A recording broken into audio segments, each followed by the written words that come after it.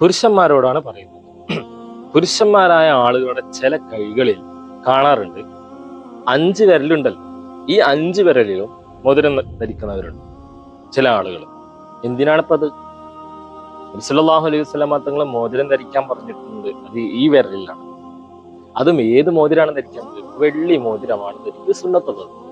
ഒരിക്കലും നമ്മൾ ചെമ്പ് കൊണ്ടുള്ളതോ അല്ലെങ്കിൽ സ്വർണം കൊണ്ടുള്ളതോ ഒന്നും ധരിക്കരുത്. എന്നിരുന്നാലും ചെയ്യുന്ന പ്രവൃത്തി അത് കൂലിയാക്കി മാറ്റണമെങ്കിൽ വെള്ളിയുടെ മോതിരം തന്നെ ധരിക്കണം, എന്നാൽ അതിന് കൂലിയുള്ളൂ. അല്ലാതെ ഇരുമ്പിന്റെയോ അല്ലെങ്കിൽ ചെമ്പിന്റെയോ മോതിരം ധരിച്ചിട്ടുണ്ടെങ്കിൽ അത് കൂലി കിട്ടുന്ന കാര്യവുമല്ല. മറ്റൊന്ന് ഹറാമായ കാര്യമാണ് സ്വർണത്തിന്റെ മോതിരം ധരിക്കൽ.